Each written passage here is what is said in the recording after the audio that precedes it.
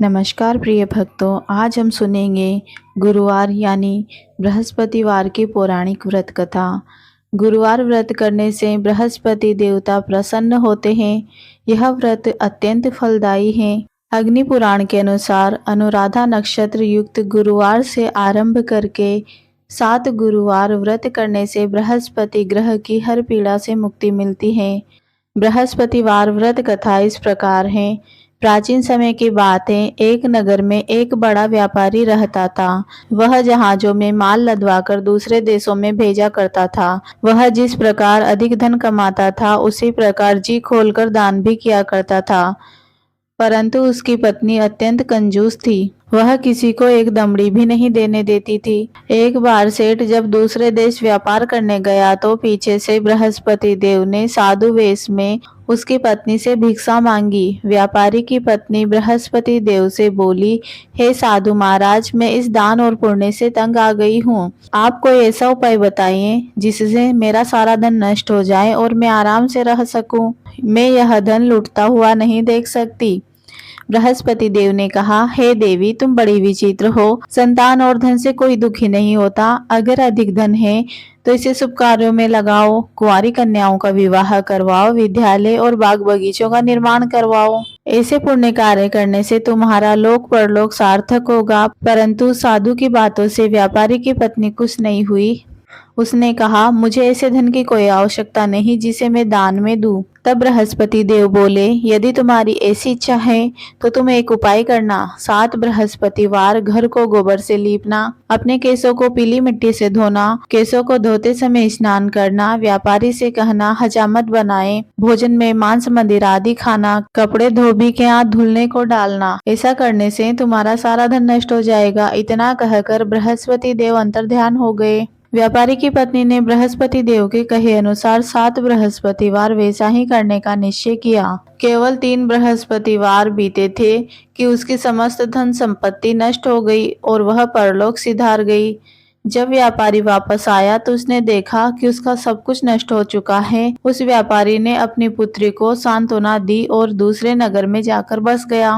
वहां वह जंगल से लकड़ी काट कर लाता और शहर में जाकर बेचता। इस तरह वह अपना जीवन व्यतीत करने लगा। एक दिन उसकी पुत्री ने दही खाने की इच्छा प्रकट की, लेकिन व्यापारी के पास दही खरीदने के पैसे नहीं थे। वह अपनी पुत्री को आश्वासन देकर जंगल में लकड़ी काटने चला गया।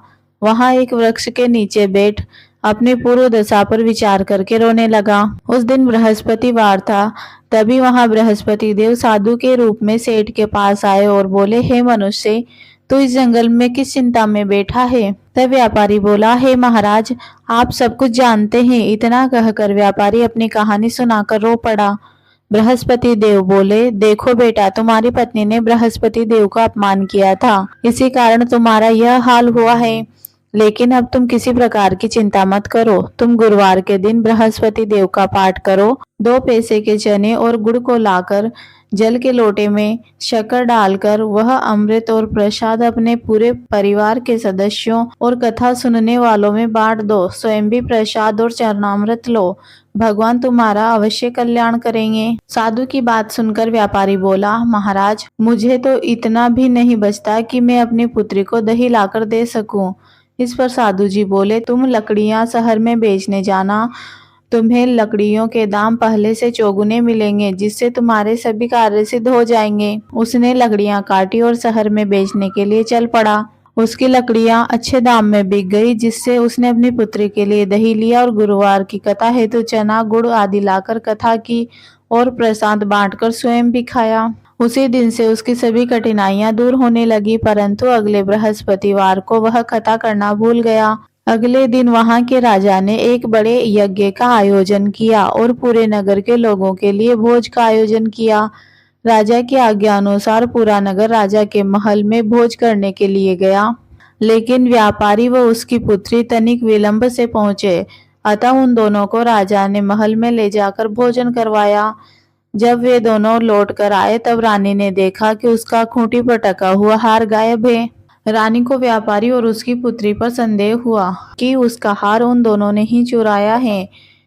राजा की आज्ञा से उन दोनों को कारावास की कोठरी में कैद करा दिया गया। कैद में पड़कर दोनों अत्यंत दुखी हुए। वहां उन्होंने बृहस्पति देव का स्मरण किया। बृहस्पति देव ने प्रकट होकर व्यापारी को उसकी भूल का आभास कराया और उन्हें सलाह दी कि गुरुवार के दिन कैद खाने के दरवाजे पर तुम्हें 2 पैसे मिलेंगे। उनसे तुम चने और मुनक्का मंगवाकर विधि पूर्वक बृहस्पति देव का पूजन करना, तुम्हारे सब दुख दूर हो जाएंगे। बृहस्पतिवार को कैद खाने के द्वार पर उन्हें 2 पैसे मिले। बाहर सड़क पर एक स्त्री जा रही थी। व्यापारी ने उसे बुलाकर गुड़ और चने लाने को कहा। इस पर वह स्त्री बोली, मैं अपनी बहू के लिए गहने लेने जा रही हूँ, मेरे पास समय नहीं है। इतना कहकर वह चली गई। थोड़ी देर बाद वहां से एक और स्त्री निकली। व्यापारी ने उसे बुलाकर कहा कि हे बहन, मेरे बृहस्पतिवार की कथा करनी है, तुम मुझे 2 पैसे का गुड़ चना ला दो। बृहस्पति देव का नाम सुनकर वह स्त्री बोली, भाई मैं तुम्हें अभी गुड़ और चना लाकर देती हूँ। मेरा इकलौता पुत्र मर गया है, मैं उसके लिए कफन लेने जा रही थी, लेकिन मैं पहले तुम्हारा काम करूंगी, उसके बाद अपने पुत्र के लिए कफन लाऊंगी। वह स्त्री बाजार से व्यापारी के लिए गुड़ चना ले आई और स्वयं भी बृहस्पति देव की कथा सुनी। कथा के समाप्त होने पर वह स्त्री कफन लेकर अपने घर गई। घर पर लोग उसके पुत्र की लाश को राम राम सत्य है कहते हुए शमशान ले जाने की तैयारी कर रहे थे।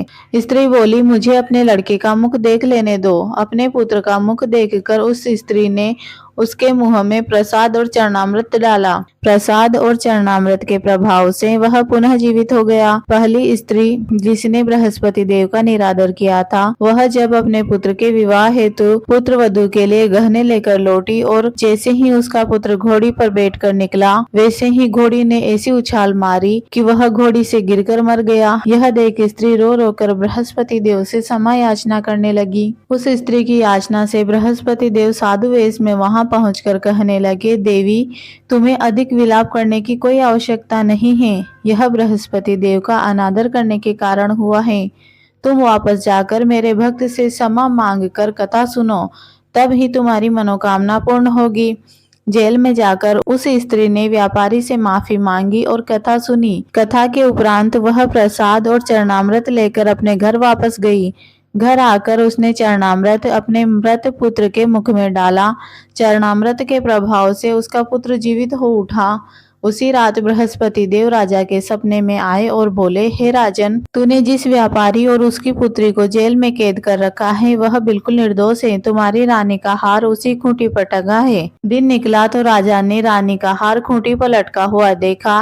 राजा ने उस व्यापारी और उसकी पुत्री को रिहा कर दिया और उन्हें आधा राज्य देकर उसकी पुत्री का विवाह उच्च कुल में करवाकर दहेज में हीरा जवाहरात दिए। बोलो बृहस्पति देव भगवान की जय।